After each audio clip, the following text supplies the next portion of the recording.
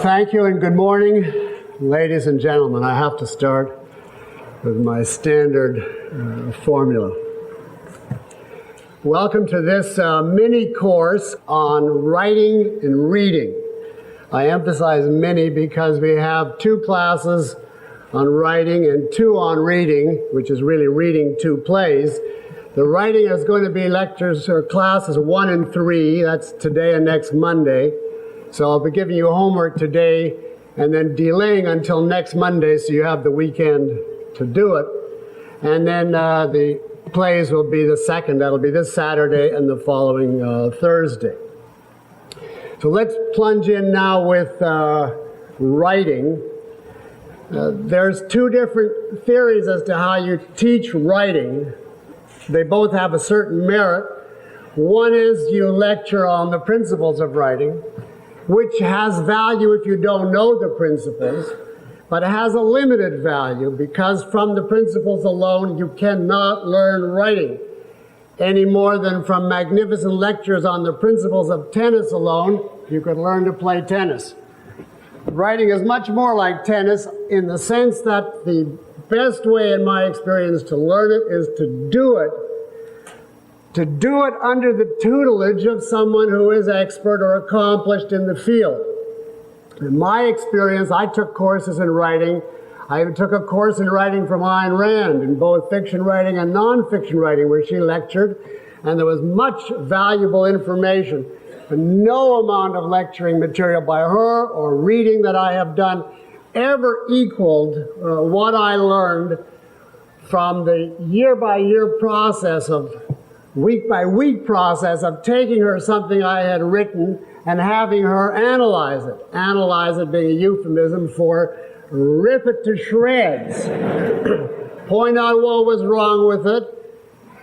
Give me guidance as to how not to make those mistakes in the future and send me home limping to pick up and start again. Now, what I would strongly recommend to you, if you can find such a person, and the unlimited sums that it would cost, is to get somebody who's accomplished and just write for them around the clock and have them do that for you. You really will learn that way because it'll be a combination of practice and grasping the theory each time you make errors. We obviously cannot do a one-on-one session here where there's hundreds of you. And I've tried to find a halfway course where instead of lecturing, I've worked out some exercises. These are not particularly brilliant or difficult, but I've picked them so that they will help us put our finger on certain distinct problems that come up in all writing, and then isolate those problems and give you a chance to try to work out the answers, and then later, partly today and partly the next class on writing, give you a sheet in which my answers appear so you get to some extent editing. Now I have no idea how the timing of this is going to work out, but we'll just have to play it by ear and see. It depends how much you participate.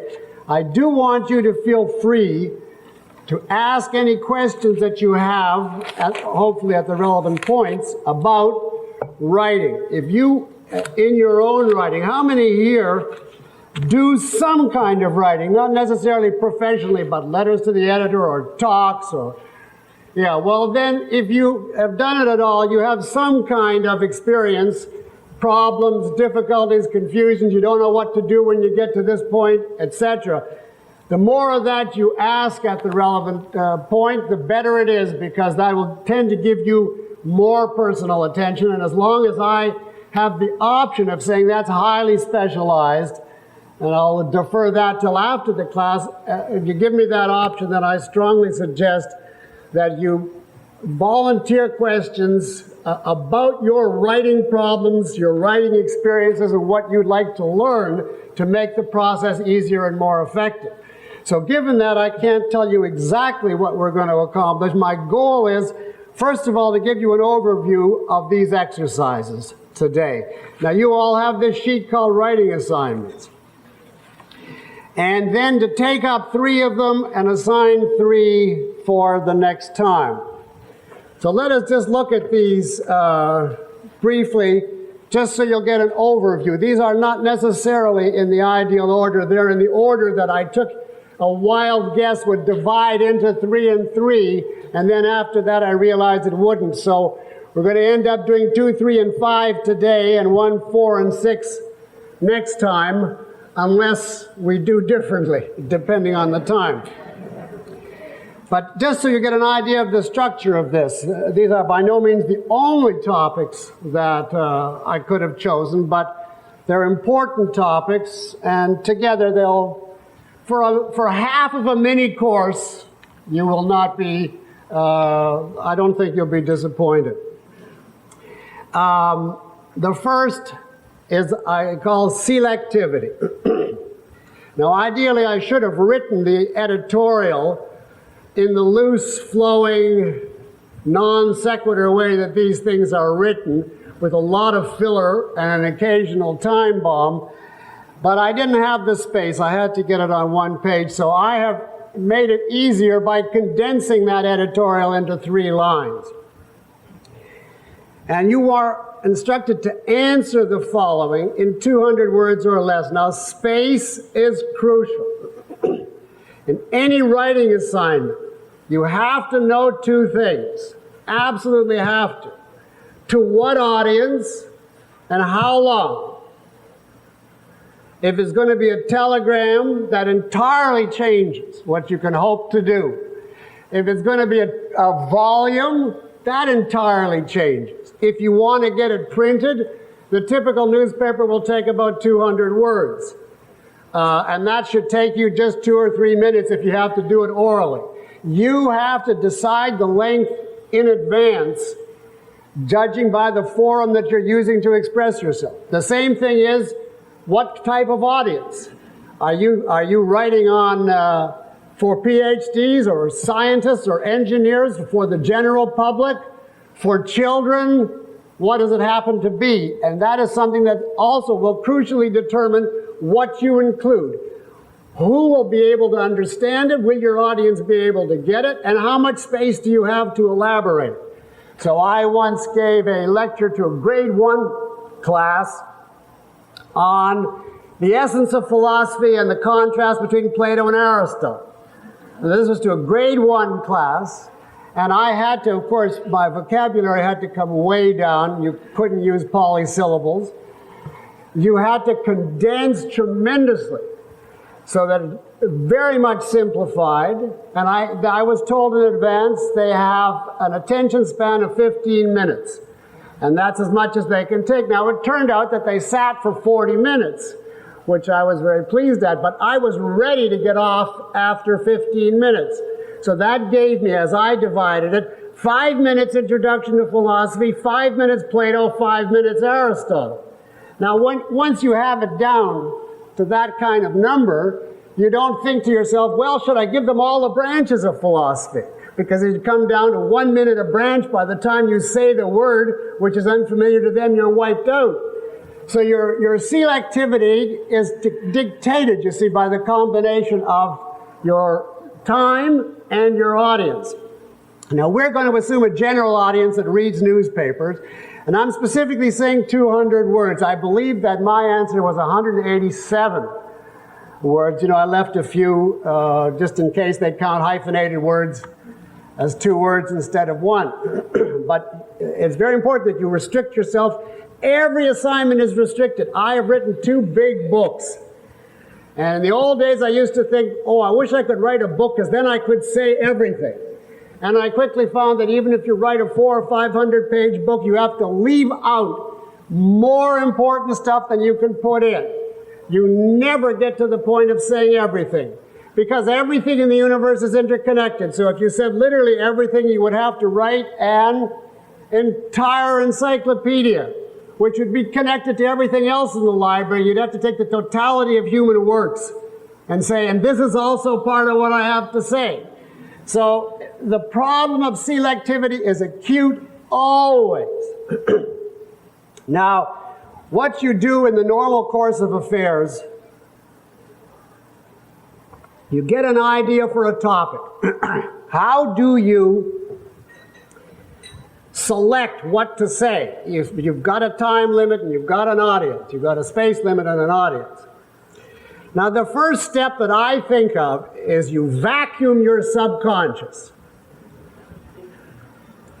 In other words, you get a piece of paper, and in no order at all, you write out briefly every point that somehow is tugging at your mind as being relevant and possibly something you would want to include. And your whole goal in this assignment is simply to get it out there on paper. The kind of points that somehow or other you feel should be in there or might be in there. Now, if you're putting down 200 and 300 and 400 points for a 200-word article, you know already that you're giving yourself the wrong assignment. So it's what remains in your subconscious as relevant, given that you firmly hold in mind the length and the audience. So a lot of things that might occur to you, you'll see right away, well, this would take 500 words to elaborate, so that's out, that's impossible. Or this would require the specialized knowledge of epistemology, so that's out.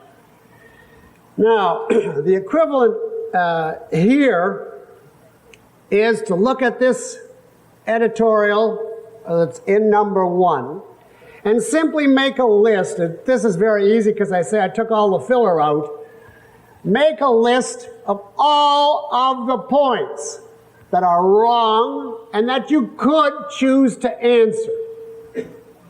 That'll be our first step, and I want to do that later after we've looked over the whole thing. And then what we're going to do is try to decide, of all of these points, how do we whittle down, how do we reach those few points that we can actually develop and present to our audience in 200 words, and how do we justify omitting all of the other points? That is the problem of selectivity. Now, you can just look ahead for a moment and figure out how are you going to determine, once you have vacuumed out the article or your subconscious and you've got a list, and you know that in this list somewhere is all the points conceivably relevant. How are you going to whittle it down? And there are a couple of obvious tests. One starting with an E, S. Essentials. You have to decide what is essential, which of course is a contextual question. And what, however provocative and interesting and so on, could be scrapped and it still would not touch the core of this editorial. Now, I deliberately stuck in things in this list that are tempting to want to answer, but that are non-essential. And that's the way it is in life. If you've ever been on a radio or TV show, and you have to go back and forth with someone, they throw at you like 10 things in one sentence. And then you know you've got 30 seconds. That's the maximum of an audience's ability to focus. And so you've got 30 seconds and he's just giving you 10 things. So you have to go for 1, conceivably for 2. So you have to sift out and cast away 8. So as he's speaking, your mind is processing, no good, aha, essential, no good, essential. And then you've got a couple of essentials and he looks at you and you just dive to one essential rather than another. Maybe if you had an hour to think about it, you could reason that it should be the other one, but as long as you're going to some essential, you're going in the right direction. So you have to have a sense. What is important within a certain context and what is a detail? Everyone knows on a TV debate that you cannot answer details. And it's equally objectively known that if you have 200 words, you cannot answer every error in these 3 lines. It would be impossible. The other thing, we've already alluded to, the other test of what to select is how briefly you can handle the point. How long does it take to explain? And that really breaks down to how complicated is the point and how much context is necessary to explain it. if it's a relatively standard point that you can count on the Declaration of Independence for, you're talking about man's rights, you don't have to give a complicated explanation of it, because you can take an American context for granted. But if it's a point about concepts are formed by measurement omission, then you give up trying to do it in a letter to the editor, because the sheer context necessary to make it intelligible is longer than what a letter to the editor would make possible. So you have to just take your points, pick essentials, and try and make sure that you pick the essentials in such a way or from such an aspect that they can in fact be covered within the length of words that you have. Now we're going to, after we look through this whole thing, we're going to go through, as a matter of fact, rather than do that, let's instead of doing it all twice, let's look at this first one now, which is actually your homework for next time. This is the only thing that I'm going to have you actually write a letter. Now, I won't be able to read them, but we'll get those of you who are happy with your answers to if you want to volunteer to read your answer, and then you'll see mine next time, but only after you've volunteered yours. Now, you can either look at the list on the board or just underline as you go. A good way of doing it is just underline the parts that represent a point that's possibly something you want to answer. Now, where is the first point in these three lines that leaps out as something an objectivist could want to answer? Now, make the point as brief as possible. Don't read me the whole three lines. Yes, sir? The idea that capitalism is too selfish. Yes, okay. Capitalism is too selfish. Now, he is clearly there implying that selfish is something negative, that a certain amount may be okay, but capitalism goes too far.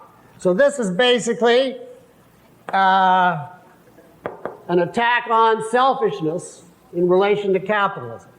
Now, if you know something, you have an idea, that's certainly is not a minor point if you know objectivist literature. All right, now what is the next phrase that would stop you? As proved, well, we believe in reason, so we don't object to the word proved. What is the next phrase, the next word? Money grubbing. Now, you know, of course, there's a whole speech that you could give. This is demeaning to money. Money is the root of all evil. The people that are after it are just grubbers like pigs, poking their snouts in the ground, etc.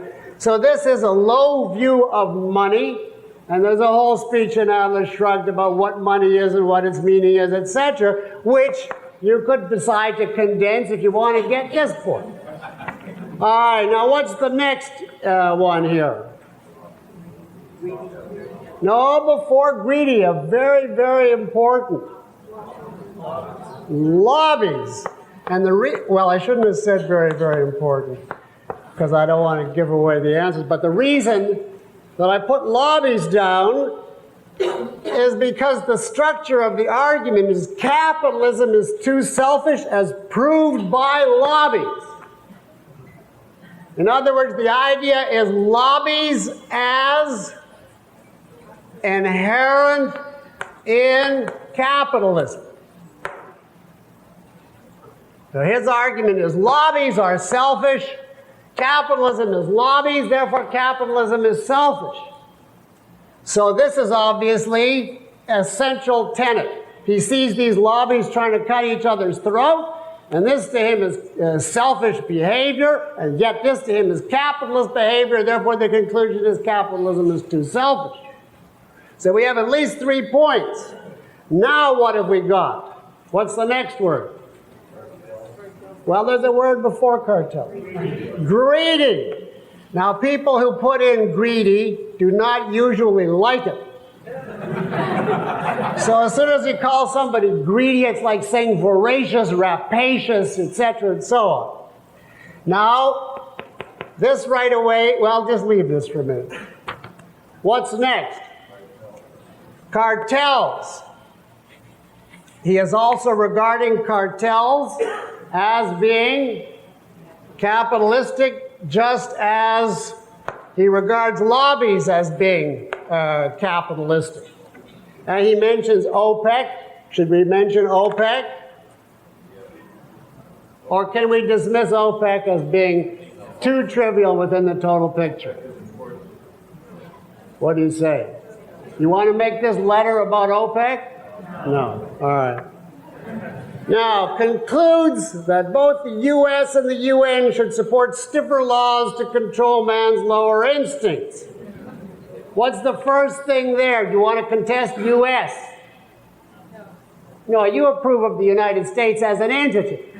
It's not as though he said, the peace concludes that both the fascist state and the UN, because then you'd say, how can you possibly come out for a fascist state? But the U.S. is okay. But what is not okay?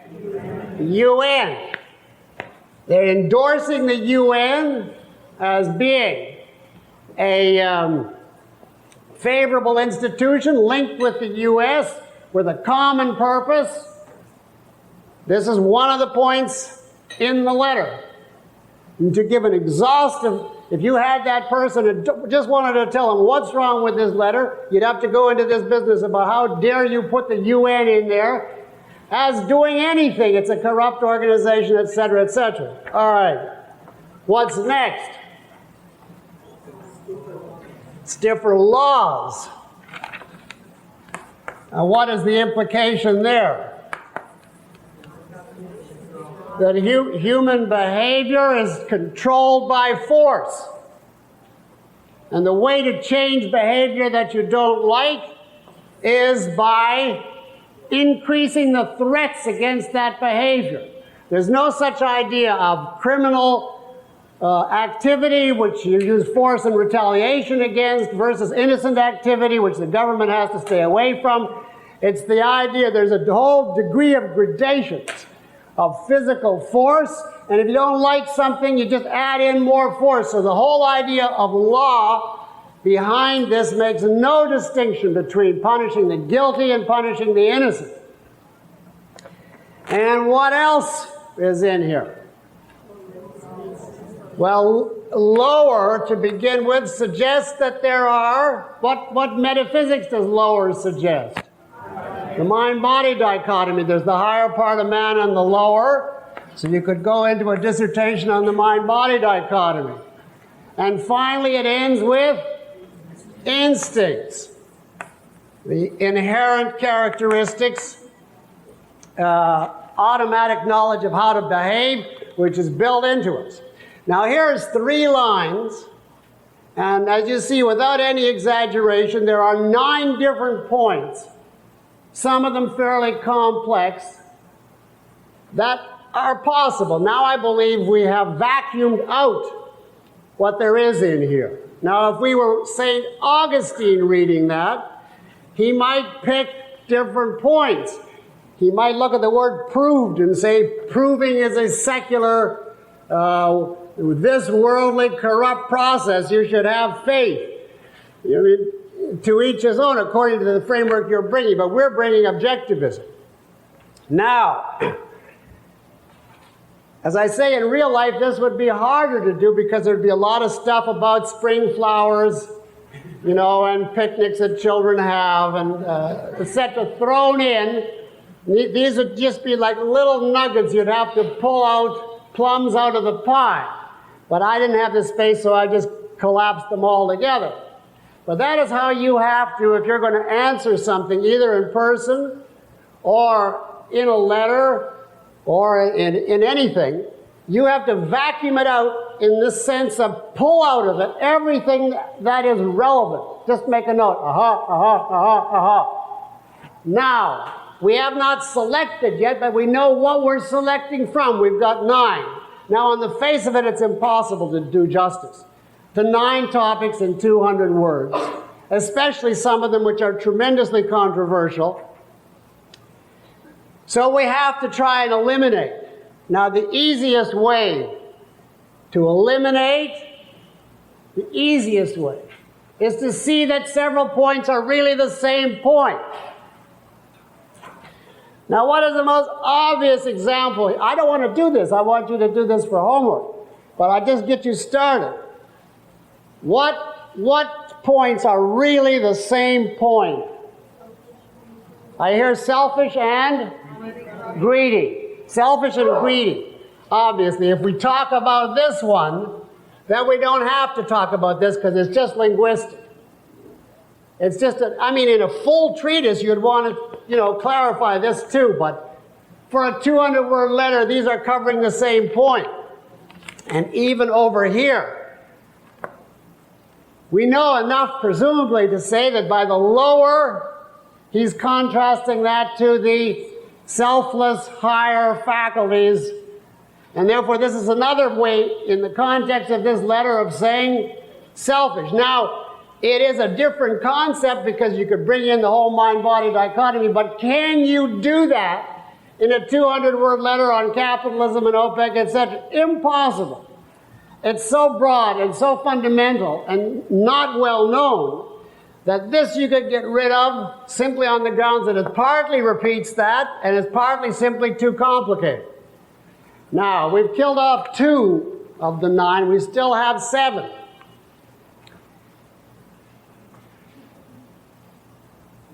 There's a couple here that are really crucial and that constitutes the substance of this editorial, that are essential and can be done in 200 words with some elaboration. Now remember, in a letter, you cannot give a definitive proof. That is impossible. You'd have to start at axioms and just go down all the way through epistemology and metaphysics, ethics, that would be hopeless. But on the other hand, you cannot just make grossly arbitrary statements and say, that's it, I have no space. So if you just say something like, for instance, lobbies are not inherent in capitalism. Neither are cartels. The UN is bad, sincerely yours. Your letter goes nowhere and accomplishes nothing. It's just a direct contradiction of what's stated. So what you have to get is that middle level where you explain up to a point, where your letter has an inner logic where the person can see, yeah, there is a coherent viewpoint here which smashes the essence of that viewpoint, even though the writer obviously doesn't have the space to elaborate the viewpoint or apply it to every point. Now, just for the sake of argument, to give you one more hint here, of all of the things on there, which is the easiest to get rid of as non-essential to this argument? The easiest to get rid of strictly on the grounds of non-essential. Bennett. UN, yes. In fact, I threw that in the late draft just for the purposes of confusion, because it's a passing reference. It is not, his whole argument would stand exactly the same way if he just said the US should pass, or the countries of the world should pass. It doesn't make any difference who should pass it. The essence of his argument is those laws should be passed because of this problem. So you are not endorsing the UN by not attacking it. You are simply saying, I can't do all this and put in a little dissertation besides on what's wrong with the UN, because that'll take me into foreign policy and what's the proper relation among countries, and is the trouble with the UN a matter of principle, or is it a matter of, the wrong structure, etc., etc. Your letter would be destroyed if you try to go into the UN. It's just a passing reference. So, I don't want to give you too much. We've got it down to 1, 2, 3, 4, 5, 6 now. Is that right? 1, 2, 3, 4, 5, 6. Let me just tell you that I regard a couple of these, I'm not being too exact, as really the essential. And I regard the majority of these as being dispensable of the 6 that are left. But then you have to do it in such a way as to really clarify your answer. Now, I'm not going to take it further than that. We will, oh, I can't believe it's 11 o'clock. That's an overview of the first one. So we have, what, 19 hours for this class?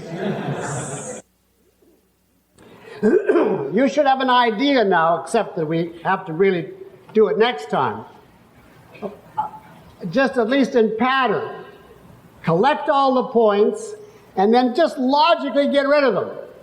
This is a repetition. This is a side issue. This is much too complicated, etc. And at a certain point, the key theme will emerge. And then you reread the letter to make sure, the editorial to make sure this is really the essence. And then you just, that is your assignment and that's it. So do it in under 200 words. 201 is unacceptable. So you count it, because I won't. And a hyphenated word counts as 2 words. Like laissez-faire is 2 words. But isn't is 1. But you have to learn to be really strict about these limits. Because, for instance, if you're doing it on the air or in a speech, they just take the mic away. So it doesn't make any difference that your next 5 words would have really given everyone a revelation. They never get heard. You have got to speak to space. And the experience I had with that in the old days, in the 50s, of lecturing on objectivism, they had an old-fashioned system of taping, and there was no way of dubbing or splicing, and if you ran out, it was just a disaster. And you would be lecturing, and there would be someone there holding a card, and it would say 5 minutes, 4 minutes, and then it would get down to 30 seconds, and then they'd keep flipping these cards 20 seconds, and you're looking 20 seconds, 10 seconds. And with that, I want to spend 5 seconds. Thank you very much. And just get off. And that's a good experience to have, where there is no choice. You've got to stop no matter where you are, because those cards are inexorable. And I still feel that, someone is coming with the cards, and it's 5, 4, 3. So get a strong sense of that. All right, you don't have to type it neatly, because you'll be the only one reading it. But count the words and tell us the number of words first, and let us hear your answer. You'll see mine next time. Now, when you have selected, once you know the points, the next main thing is obviously order. What order should they be placed in? That's what we're calling here structure. Now, there are options within structure. There's inductive and deductive and so on. But somehow or other, you have to work your material. Now, we're changing the subject matter for each of these examples just to vary what we're doing. But you have to do it with everything that you do. Some points are going to be the basis of later points.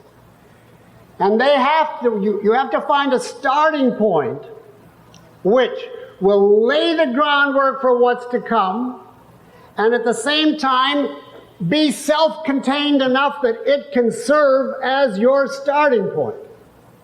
Remember, the reader starts, or the listener starts, with where you start. And if you start with something that is to him inconceivable, unbelievable, fantastic, implausible, or unclear, then it's all wiped out. You have to start with something that when he hears is, yeah, that makes sense, and then you go from there.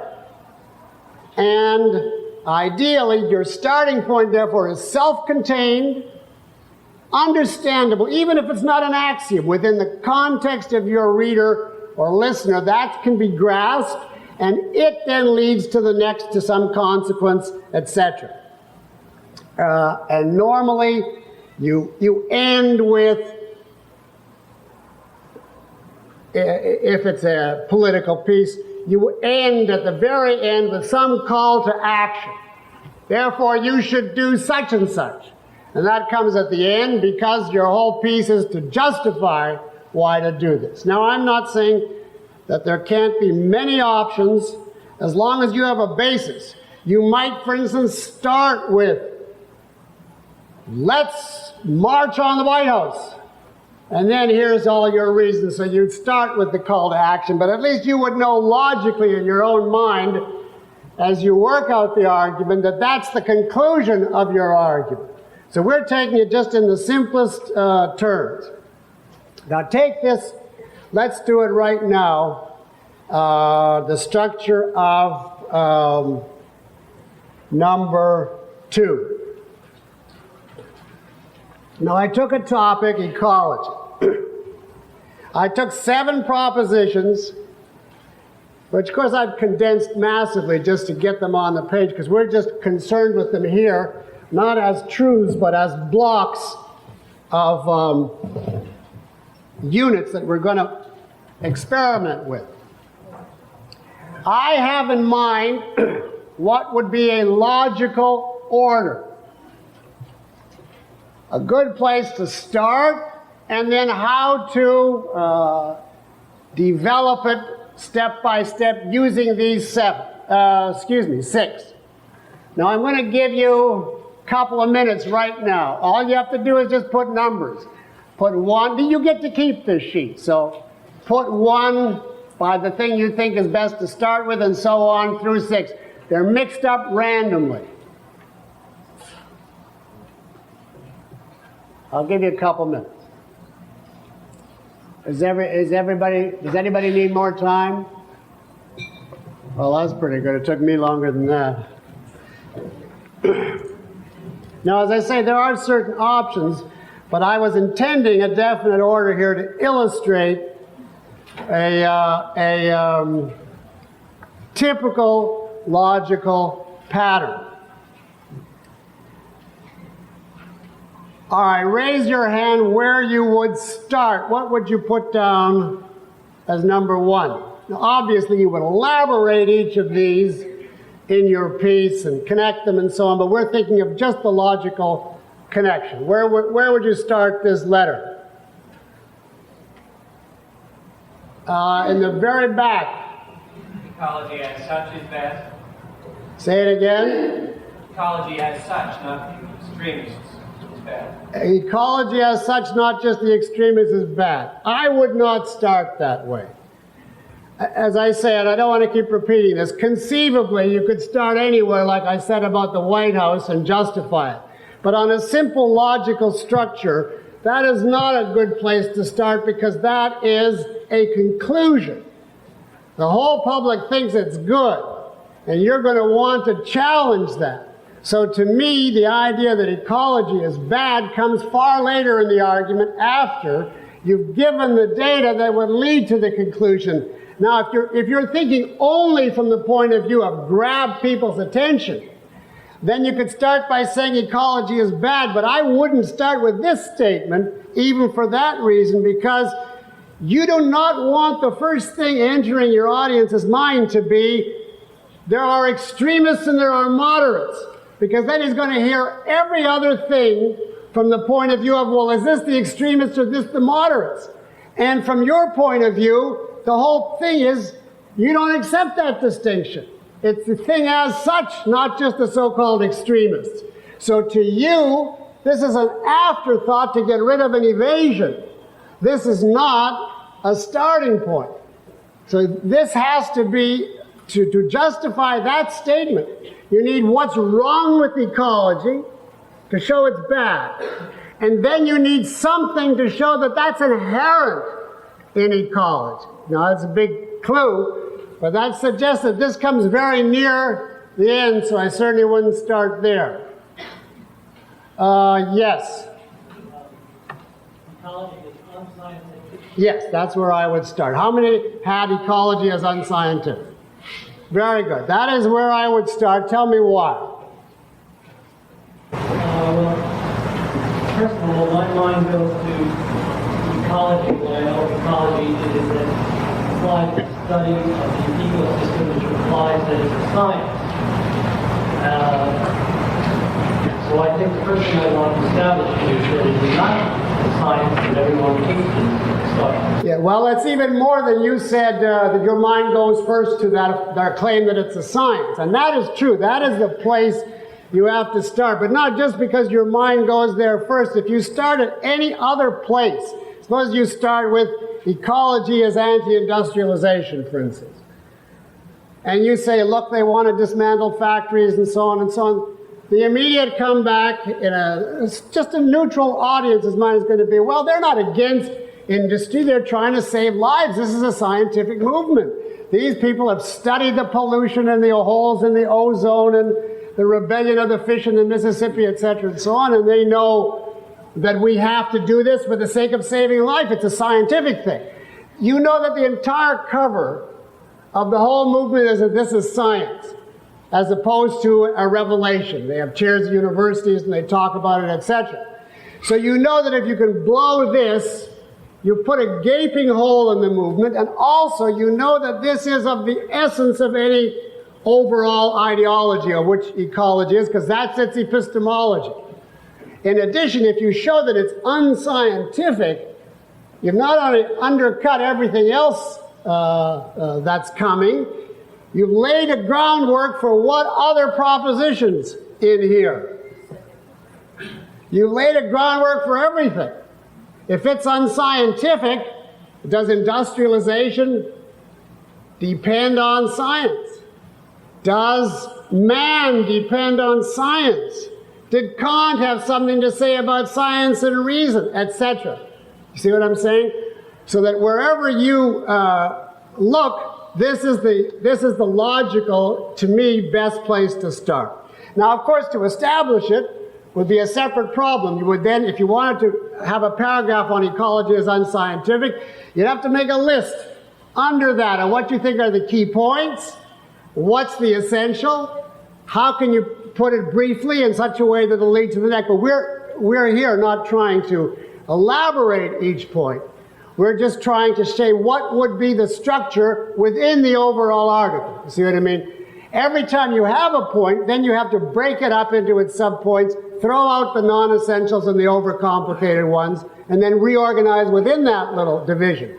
But we're taking a piece as a whole. Yes, I think that ecology as unscientific would be a good starting point. So that's tantamount to saying it's an attack on what attribute of man?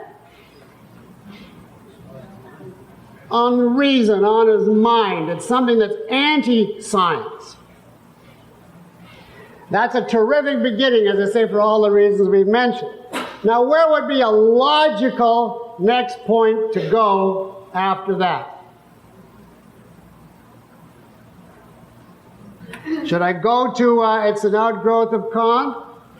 No, it's much too soon for that. There's been a lot of unscientific things beside Kant, and this is an overall statement about ecology's place in history. And we haven't finished discussing the movement as such and what its own attributes are, so we can't make generalizations about its place in history this early. And we certainly don't want to go into extremists, and we certainly don't want to go into it shouldn't be taught, because that is the action. So we got two choices as to where we go from here. Who has the idea what should be next? Yes, sir. Yes, I would put next ecology as anti-industrialization. Because that is like the body counterpart of the mind-body. Ecology is against the kind of production that sustains human life, the large-scale ingenuity of the Industrial Revolution. And of course, that is very easy to document with all of their controls and so on. Now, also by putting this after that it's unscientific, if you prepare it properly, they see, well, it's not just an issue of smog and the pretense that it's helping humanity and so on. These people are against science. And now a certain pattern starts to emerge. They're against science and they're against industry. And now the reader can put those two together and say this is a very negative movement. They're against man's mind, they're against man's wealth. And then what comes out as a logical consequence of that? Just put it all together into one overview. What? Is anti-man, right. And that becomes simply an overview summary which you can get to very easily. Whereas if you didn't have those two before it, it would become a lot harder to show. It could be done, but if you've got a setup here, attacking the mind, attacking his wealth, well obviously this is against man as such. They're destroying his method of thinking, they're destroying his method of survival. This is a hatred of man as such. Now, we know, I've already told you that the very last one is going to be what? The action one, which is ecological truth should not be taught or legislated. That's the end, that's the cash value. You're saying don't make it law and don't teach it. It's all junk and evil. That's the conclusion of it all. So we have two left to organize. One says it's an outgrowth of Kant, and one says it's ecology and not just the extremists that is bad. Now, which one should come first? And here I think it's very important that you get the right order. This is the last unresolved question of order. How many think that ecology versus the extremists should come first? More and more the longer I wait.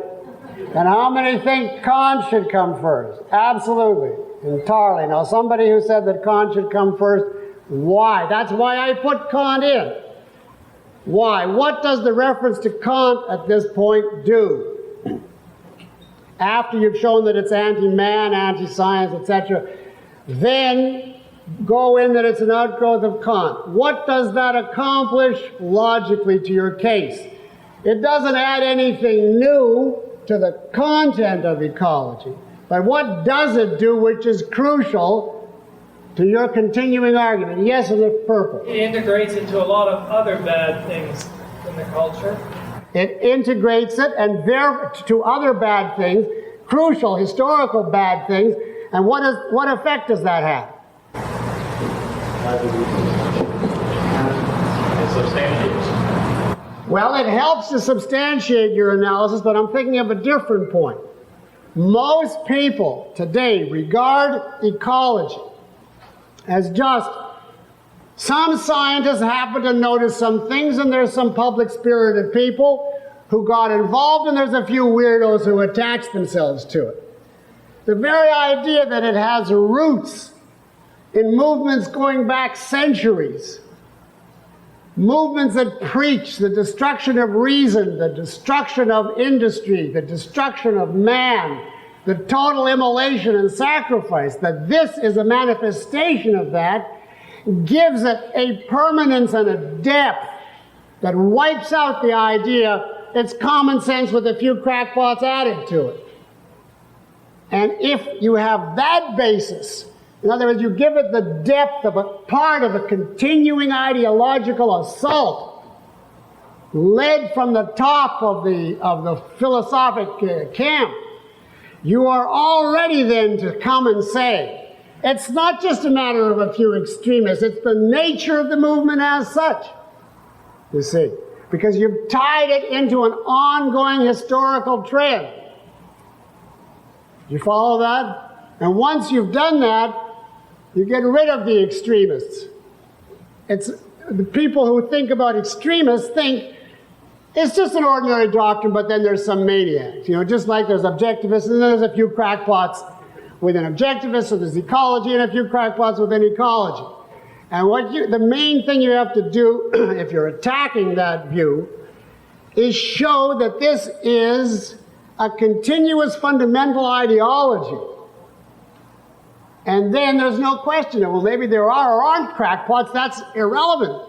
maybe, you know, on a scale of 1 to 10, ecologists as such are 9, and then there's a crackpot that's 9.5. But that doesn't make any difference. The point is that the whole thing is wrong, and you can see that clearly when you see that you can get rid of all the crackpots.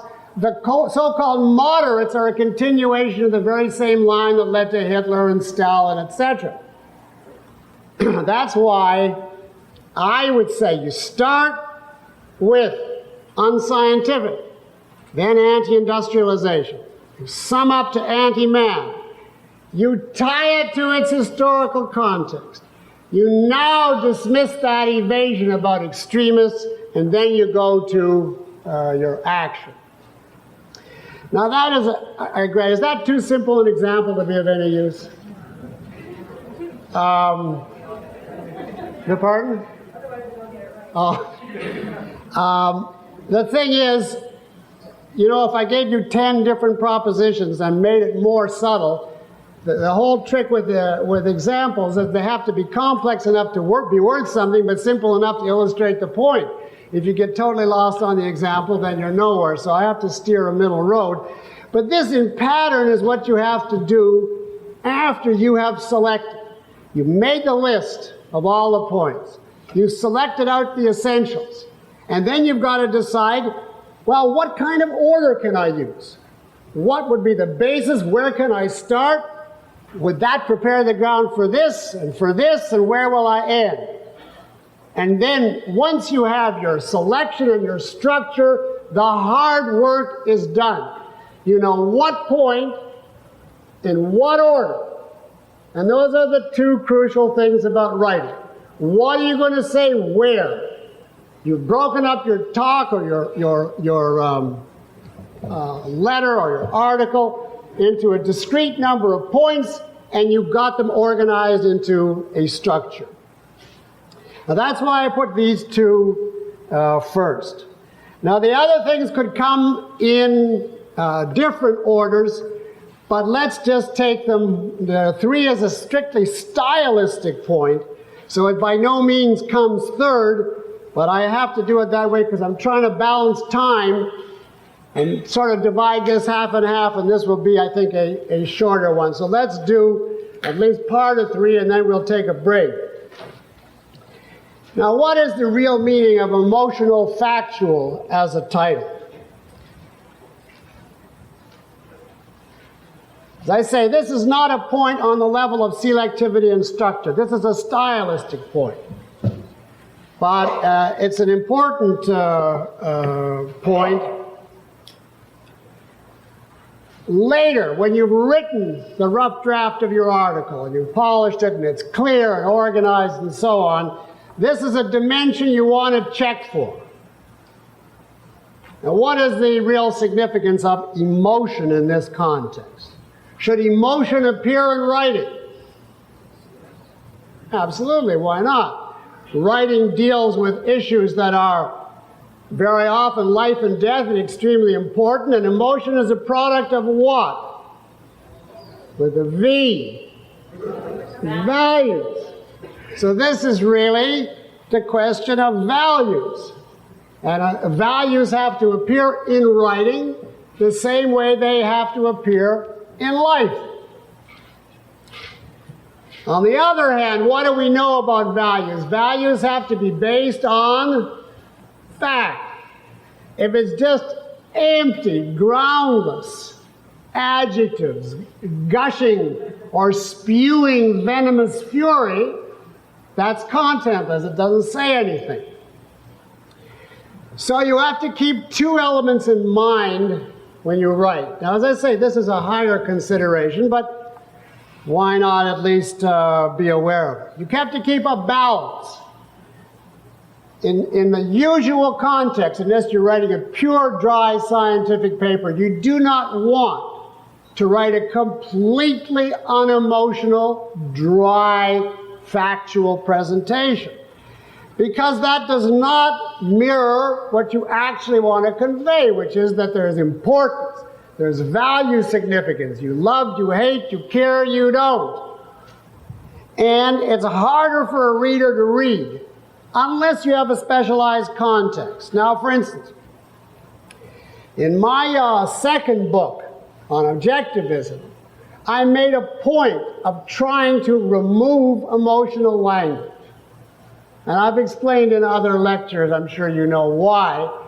I tried, except, periodically I broke down.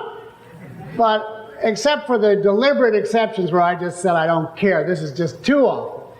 I tried to keep the language very neutral and factual because I said, I'm not writing Galt's speech. I wouldn't presume to compete with that. That's already been done, the call to battle. The complete emotional factual statement has been given. What I'm doing is just like an archaeologist digging out the connections in a kind of pedantic textbook fashion so that the logic, the structure, the exact definitions and so on are all there and can be traced. Now in a book like that, it is positively confusing to rile the reader up and send him to the barricades because you're writing it more like geometry.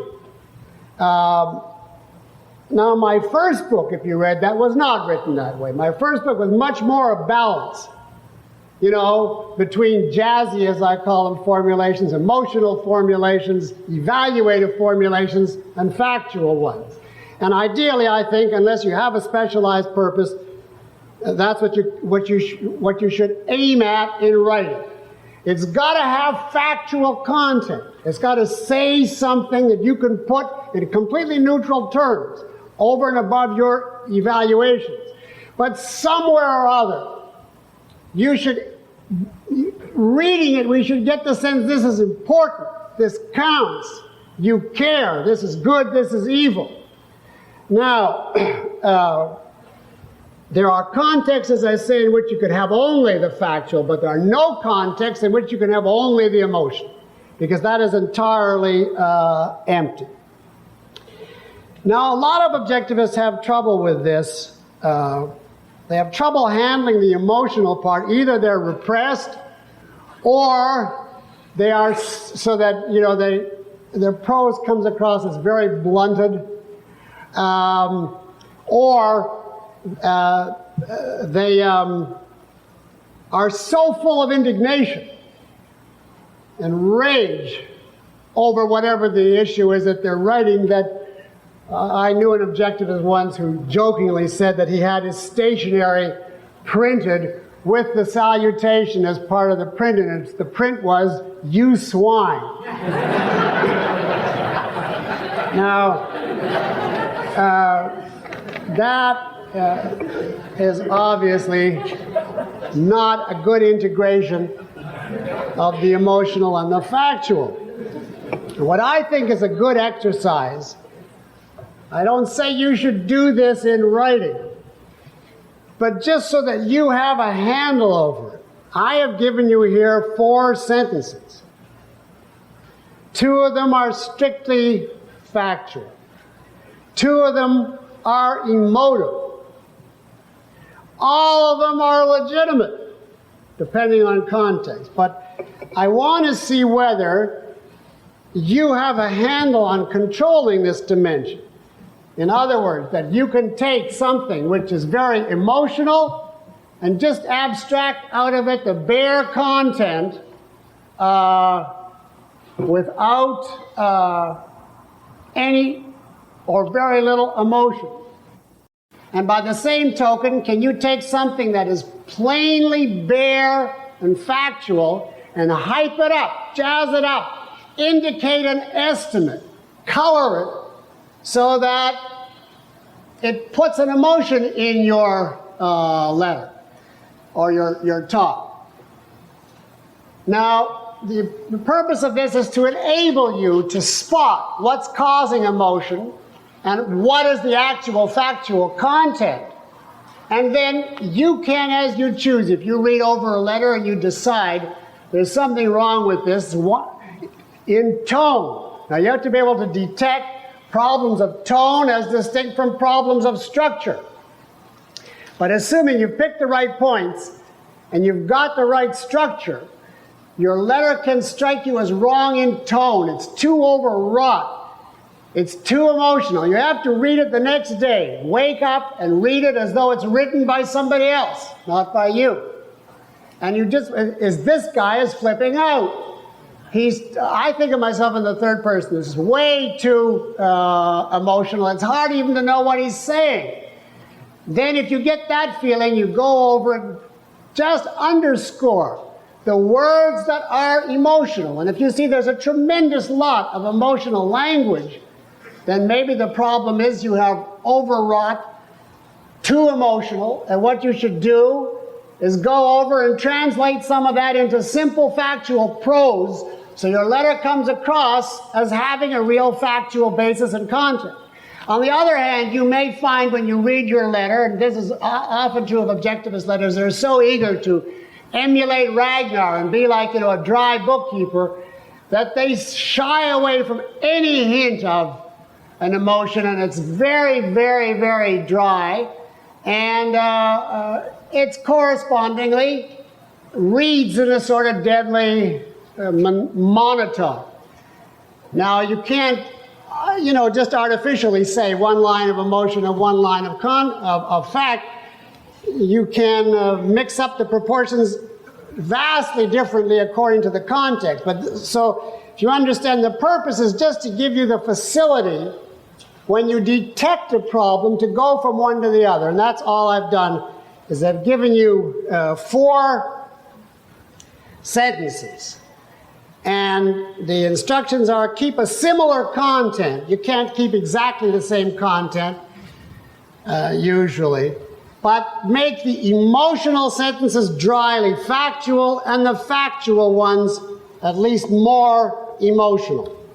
This is enough for you to just be aware that this issue exists, but you realize I'm not saying the first sentence in your letter should be emotional, and the second should be factual, and the third should be half and half. That's ridiculous. You have to judge by the total context. It's just like giving you a tool to help. Now let's take the first one. Power lusters are real whim worshippers. Raise your hand if you know any words in there that are emotive or emotional. That doesn't mean they're not perfectly legitimate, but that they have a strong emotional cast. Can you find any word in there? In the very back in the corner. Louder? Power and luster. Both of those separately or together. Power is emotively tuned or toned, and luster is certainly, you see somebody slobbering with. Now, what else? What else is emotively toned in this sentence? Yes, whim. Whim is obviously a very bad thing. It means a feeling, that you don't know the source of and don't want to know the source of, and it really means a certain kind of feeling, an arbitrary feeling, but whim is the worst way you could name it, you see. Now if you wanted to put it in a positive tone, that same idea, it would be people who said they act spontaneously. Spontaneity would be the positively toned idea, of which whim is the negatively toned, but is definitely toned. What else? Now this person not only follows whims, he worships them. Now that is heavily emotional. He's on his knees to this monstrous behavior. And what else here? Real. Now obviously it doesn't mean real in the literal sense of as opposed to hallucinatory. It means they really are. It's an intensive. God, are they ever? So it doesn't add a content, but it adds an exclamation of like outrage and intensity. So you're basically saying, these people crawling, dripping with lust to bludgeon, I really want nothing but to get on their knees and prey to this monstrous, arbitrary passion that courses through them. Now, that's all contained in that statement. Now, it doesn't mean that if you use power luster or whim worshiper, you're wrong. Absolutely not. Those are invaluable. Ayn Rand uses them, I use them. But you have to have a context. If this is the first sentence in your letter, that's dead. Because if so, you are talking an emotional jargon that has not been prepared. If you establish how men should live and what's the proper role of feeling and what it means to be the kind of person who not only does the arbitrary but relishes doing the arbitrary. He wants to do it because he wants to do it. And once you explain that, you can use whim worship. And the same is true for someone who not only wants power but is like Hitler or Clinton in his attitude toward it. So these words are fine, the statement is fine. I'm not saying it's wrong, but I am saying that you have to be cognizant that this is tremendously loaded with emotional words, this statement. Now, I want you to try right now, I'll give you a few seconds. Rewrite that sentence with the same content, but devoid of highly emotive terms. That one sentence, do it right now. You just have to get rid of power, lust, or real women worship.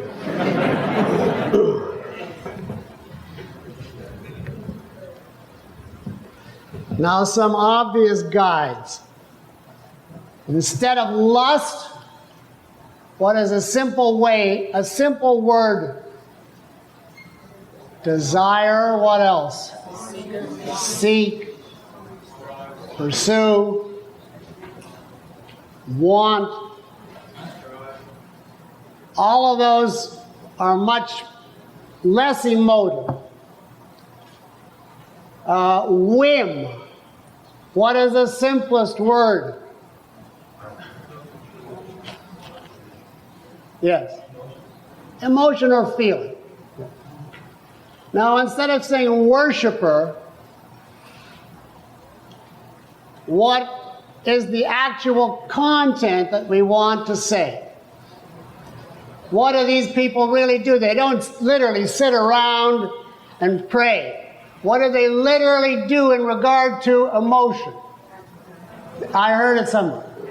They act on it, right? They act by the guidance of it, right? And now for power, to make it slightly, now you could get away with that as a strictly factual word, but I think ruling or controlling others is perhaps not quite as ominous sounding. Now, therefore, putting those together, well, give me one that you got. Somebody give me, yes, loud. Those who want to control others act on their emotions. Now, that's excellent. Those who want to control others act on their emotions. That is the actual content of power lusters or real whim worshipers.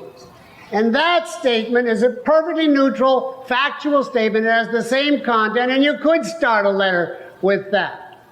Now, I had almost identical. You'll see I'm going to give this paper out in a minute. I'm afraid to give it out too soon because you'll see the answers, you see. I had those who seek to rule others act by the guidance of feeling. So it's exactly the same as what you had, Betsy.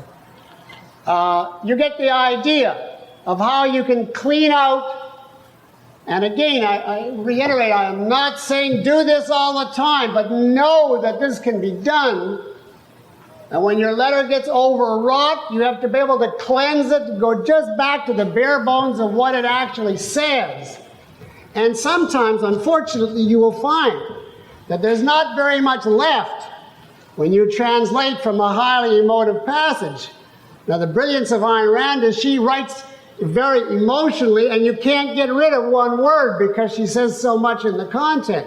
But that's something we have to simply aspire to. Now I give you a real challenge. A is A. Now there's no emotion in that at all. It's a logical formula. But you want, for whatever reason, to make it an emotional point. You want to express it in an emotion-evoking way. I'll give you only one hint. There is a place in Atlas Shrugged, not in anybody's speeches. Not existence is identity, nothing like that.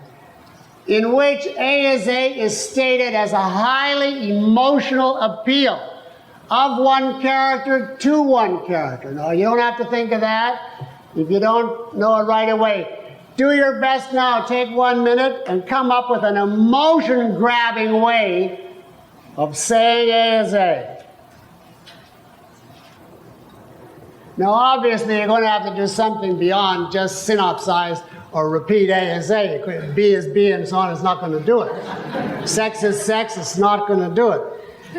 You've got to say something, obviously, beyond A is A, but it's going to be involved with that statement. Now, who knows what, well, who had an idea for this? Somebody that I haven't asked yet.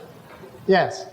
Thinking what it is and no amount of wishing or praying to make it out. Okay, you're stressing no amount of wishing or praying. So you're injecting an element that this is a fact that defies your prayers, your wishes, your desires.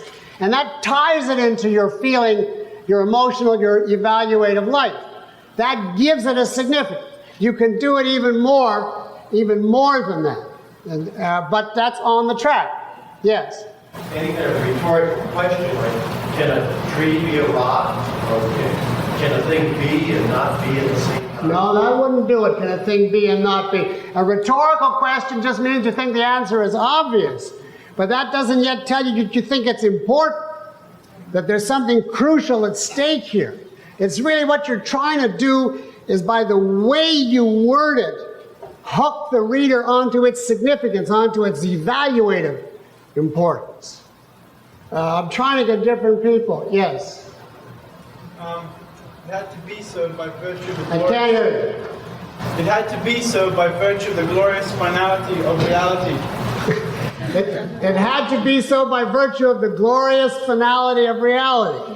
Well, a finality of reality is an unfortunate rhyme.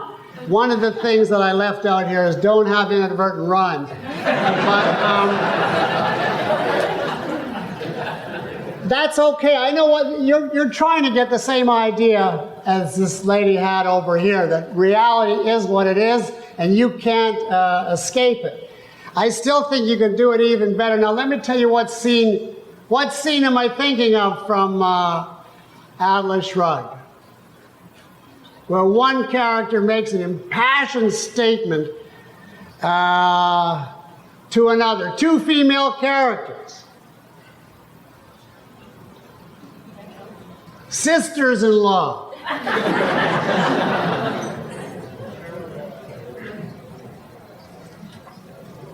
You remember just before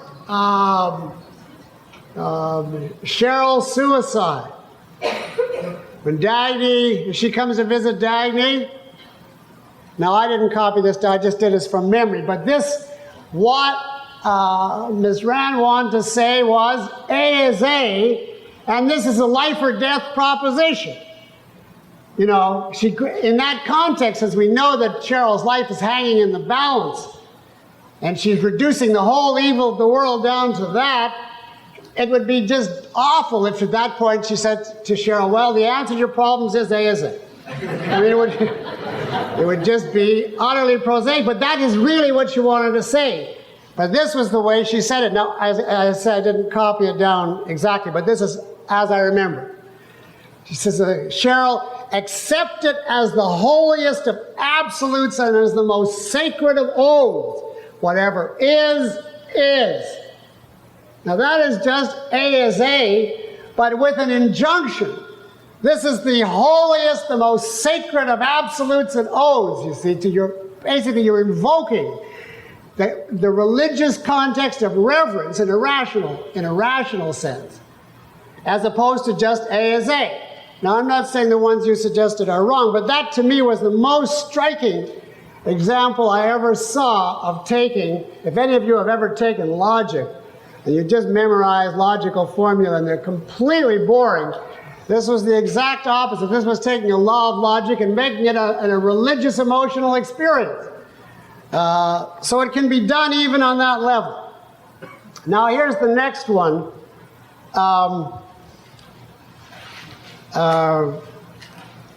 This one is pretty obvious.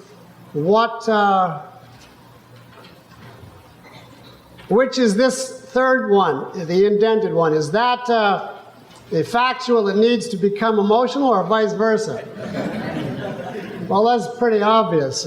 Heroic achievement, unsung genius, ages, source, creator, glory, reverence-inspiring feat, sovereignty, unadorned spirit. I mean, all of those words cry out.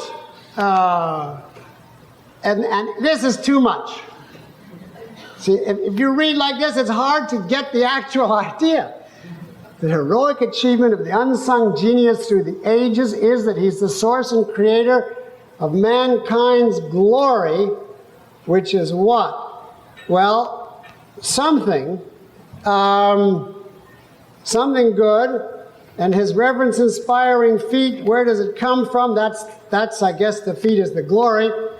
It comes from the sovereignty of his unadorned spirit. All right, take a minute now.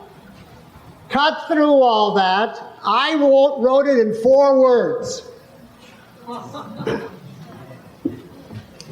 What I thought was the pure factual meaning to that. Just wait, Ed. 4 unemotional words. Well, I mean, they're nice words, but... Now you have to try to strip out here the content out of the mass of emotional language. We have 3 different ways of describing what the genius does. He creates all man's glory. It's a heroic achievement, and it's a reverence-inspiring feat. Now, none of those give us a content. Obviously, he does something good which advances mankind. But there's no specification. And there just happens to be a word in English for something good which moves us forward. That's it. And what is that word? Progress. That's it. And what does it tell us? This genius, how does he do it? He's the source, the creator through the ages. What makes it possible? The sovereignty of his unadorned spirit.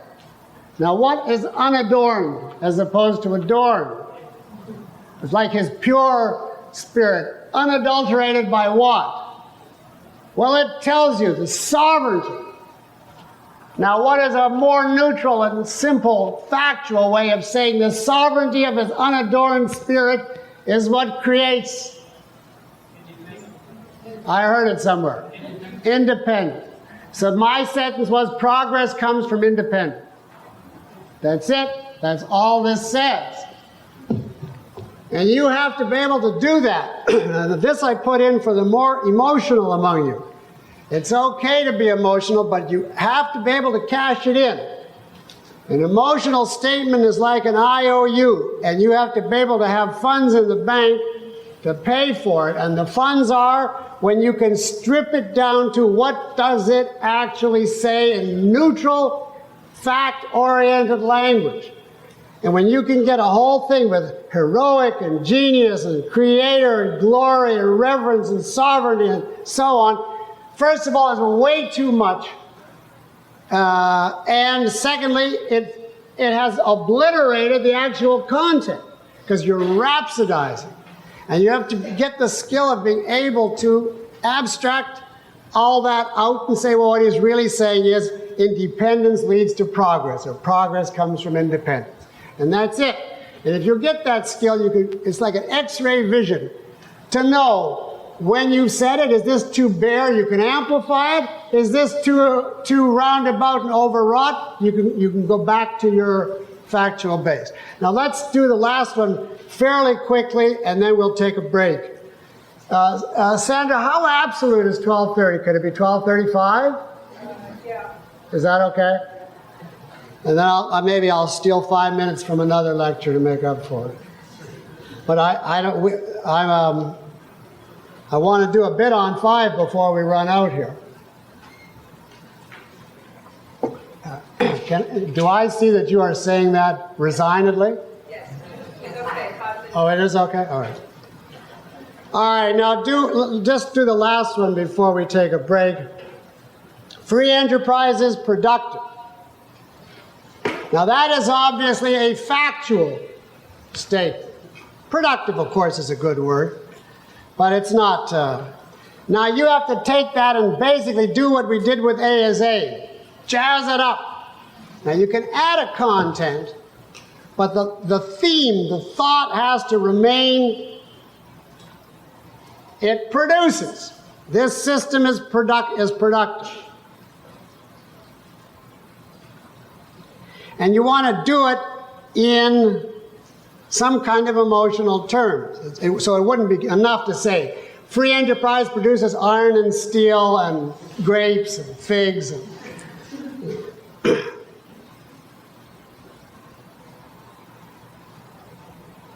Okay, now there's a lot of variation and choice here. It depends how emotionally you can elaborate the idea that it's productive. Now, who has a suggestion? We got to zip through this. I don't have one hand. Oh, yes. Oh, Harry, okay. Did you see my answers? Okay. Full, pure, unregulated, laissez-faire capitalism. Louder. Full, pure, unregulated, laissez-faire capitalism unleashes the torrent of creative energy of man's mind, freeing him to create the values that make a human form of existence possible. Great.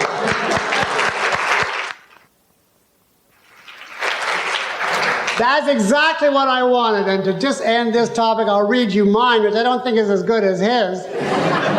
But it's the idea. So 2 examples I'll give it to you. This is what I wrote. First of all, you see, capitalism is 100 times better than free enterprise. That's why Republicans always talk about free enterprise, because capitalism implies a value judgment. This is the one I wrote. Capitalism, the father of science and of wealth, is the greatest achievement in political history. Semicolon. It is the only creative social system, the only one which makes possible a cornucopia of values, both spiritual and material.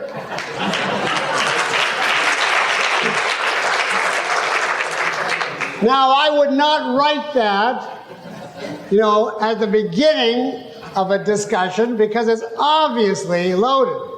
But in a place where I have the right context, I would not want to say free enterprise is productive. It's like a corpse, it's a dead idea, and what Harry or I did livens it up. So the whole trick is if you can get the right context, and you have to do that by giving us enough fact to justify the emotion and enough emotion to care about the fact. If you can integrate those two, your tone is fine. Now we're going to take about a 7-minute break, and in that break, 1 minute, I want the whoever is doing this to pass out the sheet that says 2, 3, and 5 answers. So you should get a copy of the answer sheet to 2, 3, and 5. And you can also think during the break of your answer to number 5. For a talk on the virtue of justice to college freshmen, prepare the outline of a 3-minute statement to motivate your audience, to make them interested in what you're about to say. All right, we'll stop till 10 after 12. Now try not to look at what I wrote under 5 in the answers. It's just shorthand. I did it for a reason, because that is the way that I hold notes if I'm giving a talk, and not even that long, actually. Just little hieroglyphics, so you get an idea what you're going to say without writing it all out, and then you do it extemporaneously. But let's first say a few words about motivation. Now, the assignment here was you're giving a talk on the virtue of justice to college freshmen. You've got a 3-minute statement of motivation. Now, what do we mean by motivation? First of all, motivation applies broadly to anything you write or anything you say. You must give the reader or listener a reason to want to follow you. You must give him a reason to be interested. And that is your motivation. Now, in some places, like a short letter, you simply don't have time to provide a motivation. You don't have the space. Maybe one provocative sentence will get him into it. In some places, you have a whole passage on motivation. For instance, in the Ominous Parallels, the entire first chapter on the cause of Nazism was motivation. Why should you want, I'm trying to tell the audience, why should you want to go through the whole history of philosophy and Plato, Kant, and Hegel, and Romanticism, and all this heavy stuff? And I'm trying to lead them in 10 pages in chapter 1 to get the idea. This will be the answer to this monstrosity that's never been explained and that it's so crucial to explain. But without that, if I just started on Plato and so on, the book would be deathly. In the same way, in my book on objectivism, the first little sequence of the first chapter starts with what? No one can escape philosophy. Philosophy is indispensable. Everybody has it. It's just a question of which one, etc. And then we go into objectivism. But if I just started on like page 6 or 7, the first question is what concepts are irreducible? There's no motivation. So whether you're talking about a book or a speech, anything that's not just a little short fragment, you must address the question of motivation. That's particularly true in lengthy works and in speeches. It's above all true in speeches because it is difficult, very, very, very difficult to listen to somebody talk. There's a whole cultural barrier to ideas. Most people come in with the idea, oh, it's going to be more ideas, it's all BS. And even so, even if you're in favor of ideas and you're interested, listening requires more concentration than reading. Because if you read and your attention wanders, you go back. This thing is right there in front of you. You can take your own pace. But if you listen to someone and your attention wanders, you may miss a connection, and then you're at sea. Now, if he's a good speaker, every 10 minutes he'll throw out a new lifeline. And you think of it as everybody falls by the wayside, but then you throw out a new beginning so that they can jump in again. But even so, it is a very, very difficult thing. No one, therefore, will listen to a talk if they don't care about the subject. They just won't do it. They can't do it. It's too hard a form. And therefore, if you're giving a talk, your number one goal has got to be to start with your motivation. Now, if you're desperate, your motivation, if you're a professor, is to come in and say, everything I say today is on the final exam. Starting now. Pick up your pen. And, you could do that up to a point, but you can't do that every day on every talk because you can't put everything on the final exam. And that is really cheating because it leaves open, why is he putting it on the exam? Is it really important, or is there any reason to care? But if you are a speaker, you have to think of the way of introducing it. Now, you can't, there's a lot of rules for a good motivation. It can't be long and complicated, because that defeats the purpose.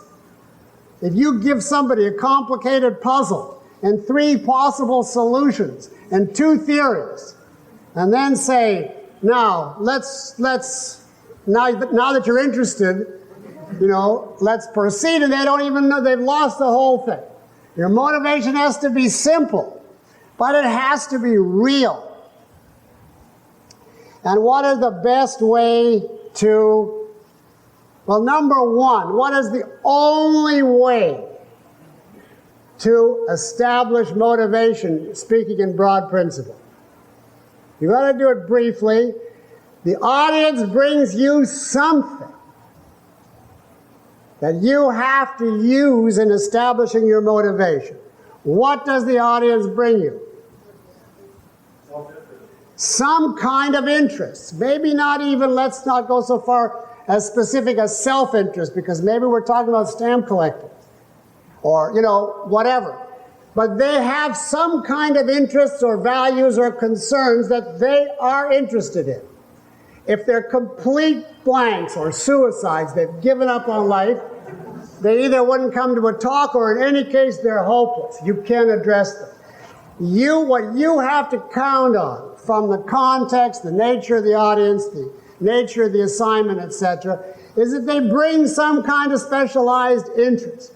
Now, you see, I did not have to motivate you today because I have a breeze in terms of motivation. You are people who have traveled a great distance.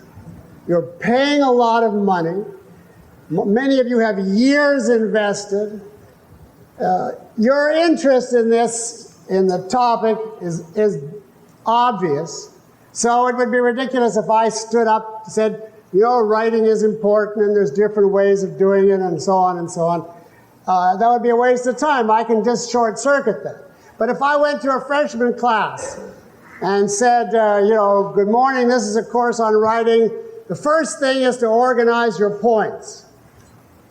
They would just look at me out of the blue. What points, and why do they have to be organized? And who cares about this? And why does the university saddle us with this garbage? So you have to take into account, what are they interested in? And it's possible, even in college students today, to find something healthy that they're interested in, some question that they want answered, some confusion that you can untangle. You have to attach to that. Now, ideally, you're going to attach to it in such a way that what will flow out of it is your whole class. If your motivation is so narrow that it only leads to 1 point and you've got 20, you'll lose them by the time you finish the 1 point. So you want your motivation to be general enough to open the field of your talk. But it has to be brief and attached to what they're interested in. And I'll give you one other clue here before we start to take some cases. Examples are very helpful in motivating people. Concrete examples from their own experience, from their own knowledge, where you try out something that they have already dealt with and have views on, even if incoherent and mixed up. Now, I have given, I think I said 3 minutes, because if we have approximately 50-minute period in a regular class, 3 to 5 minutes is about what you would be able to give on an average per period for motivation. Now, you might want to divide that into 15 minutes for the first class, and then go 2 or 3 classes on that basis, counting on the motivation. But it'll average out, you have only got a few minutes. I mean, you can't spend the whole time huckstering for your subject. You've got to actually teach it most of the time. So the thing is to try to get a brief motivation in. And of course, one good way is to engage them in a dialogue, but that takes a lot of time. The problem with that is, ask a question that you're fishing for a certain answer to. Once they start taking part in it, the ice is broken and they start to get interested. But the problem is they never answer what you expected them to. So they say something that's off the track, and then you have to take time building a bridge back to what you want to say. So there's peril in engaging the audience in questions, peril of simply getting it too confused and too lengthy. On the other hand, if your audience is asleep and you have a desperate situation, what I used to do, like when I was teaching in Denver many years ago, is walk, I didn't have all these mics, of course, just walk up and down the aisles as I was lecturing and then suddenly stop. And that irradiates the whole area with fear. And then you just point to somebody and ask him. And once they know that, the sheer act of walking around keeps everybody awake. Or you can stand at the back where they can't see you, but where you know that I can see everybody. But these are extreme cases. I had a math teacher in high school that I thought was terrific in terms of motivating. It was negative motivation, but he would come in, cross the room without a pause, look out the window with a brush in his hand. We were there absolutely silent, focused on the front, and then suddenly he would take the brush and smash it against the opposite wall. We were totally electrified, and then he would go to the board and start. And you were really concentrated in that class because you didn't know what he was going to do next. Now, I don't say that this is a good motivation, but he grasped the idea. There's no use talking until you've got the audience. You must get their motivation. Now, how do you do it in a way other than fear or grades? You're going to give a talk on justice. I don't say what the talk is, right? Just you're going to presumably expound what is justice. And you've got to say something to motivate the class, why they should listen. Now, is anybody brave enough to come up to this mic and just talk for 2 minutes to us as though we're freshmen and give us just the beginning of a motivation? Say something. Now, I know that's a horrendous thing to do to you. Take a minute and see. It doesn't have to be a great motivation. I'll start you off. You just get up and say, good afternoon. We're going to talk about justice today. Why should we? You want to come up and do it? No. What did you want? Oh, you want to do it from your seat? Okay. I just don't know if we can hear 3 minutes from your seat, but give me... Say, start off with pointing out that social life without justice is impossible. Well, how are you going to do that? You're going to start off by saying social life without justice is impossible. Now, that's a broad abstraction. So they're going to want to know, well, what do you mean social life without justice is impossible? You mean we all are just all the time, or we have to be just, or we have to uphold justice, or what? Some people are not just, right? And do they disturb social life? What? And there's consequences of that. Okay. Now tell me why I should be interested in that. I'm going to try to play Mr. Student on the street. You tell me social life without justice is impossible. And then we go into some of the concrete benefits of social life. Well, give me a concrete benefit of social life. Trade. That's still an effect. Trade. I'm trying to be brief here, too. Yeah, that's okay. Trade.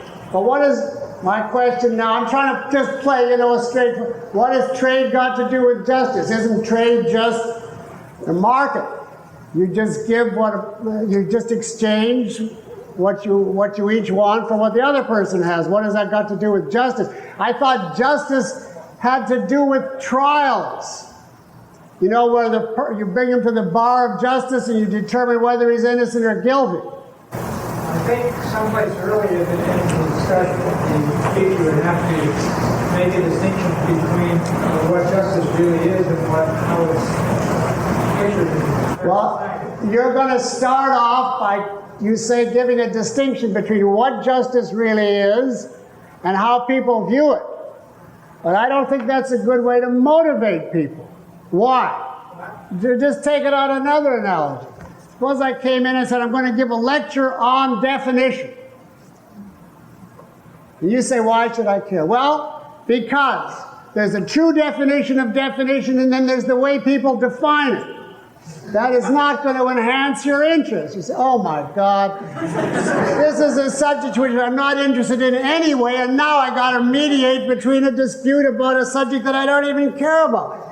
So that, I think you're right. You've got to show that there's confusion in the way people use justice, and therefore there's something we have to learn. But you have to show that it's important that we resolve this confusion. That it's important to you personally. So when you say social life, that's much too abstract. Give us something that the students actually care about, that you could say, here's where the issue of justice comes in, and the question of what is just. Here is something that you actually care about. You see that yours is too abstract. You're on the track. I mean, you're doing a lot better than, for instance, if you just said, well, justice is a virtue and we should know what it is. You were trying to connect it to a form of human life, but you didn't make the connection in a way that grips us. You made it in a very abstract and generalized way where we don't really see what justice has to do with it and couldn't care. But now, carrying on that, but try to give an example that will matter to your audience, that will bring up the topic of justice. And an example that you can do briefly. Yes? Their grades. All right, that's the obvious example. I think I even have that on my... Their grades. Notice the first line of my motivation is personal X example of injustice, salary and grades.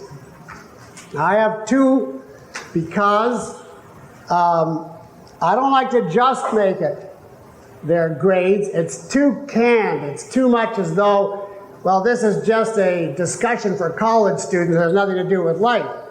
But I don't want to make it just salary, because I want to make it clear that this spreads across everything. So two examples they can get a point with.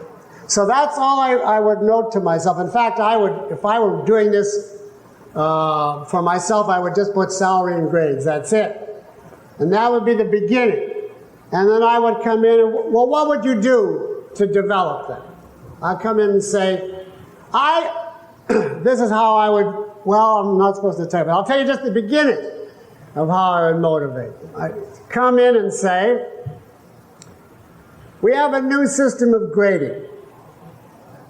We're going to improve on the old system.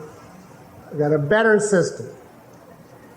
We're going to get all the total grades that each of you get, and then we're going to find the students that need higher grades. And we're going to take those higher grades from those of you who have it, but don't need that higher grade. So it'll be like from each according to his ability to each according to his need applied to grades. So if you, Mr. Carp, get an A+ and you get a D, you obviously need some of his, and you don't need that A+, so we'll give you both a B-. That way we'll have equality, we'll have needs satisfied. Now, would that be just? Well, Mr. Carp will say, this is really unfair. I have this grade coming to me. And if you're going to give me a B minus no matter what I do, I'm not going to do anything. After all, I earned it. So is that unjust? Is it? It seems to be unjust, right? And the same thing would be if your boss were to say to the top worker, we're going to take your quote excess salary and hand it over to this moron who is intoxicated all the time because he really needs the money. Now you would say, well, it's need versus justice then. But aren't we told all the time you're supposed to give to people in need? And now it looks like a case where justice is the opposite of giving to people in need. Well, how can we function in life if we have two opposites, and yet you want me to be just in giving the grades?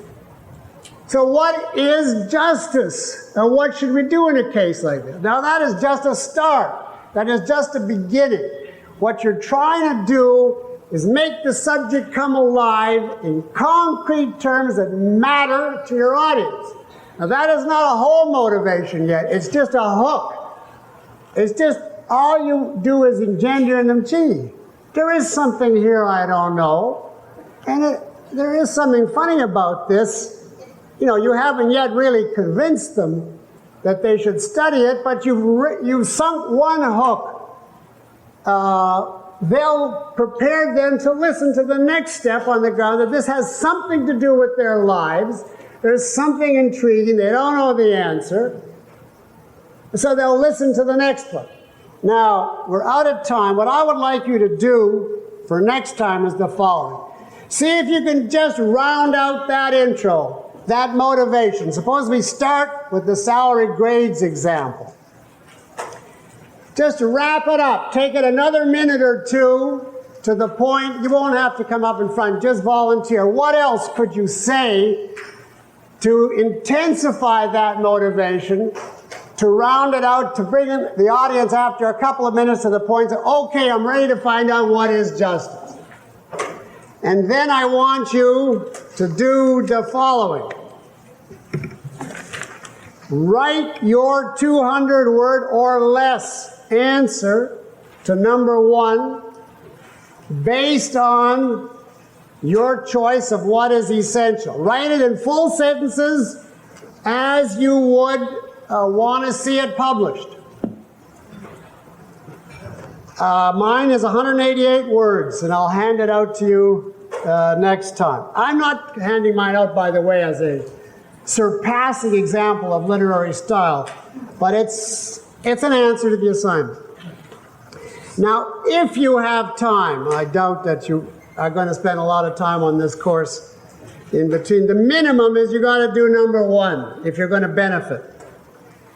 If you get a chance to look at 4 and 6, okay.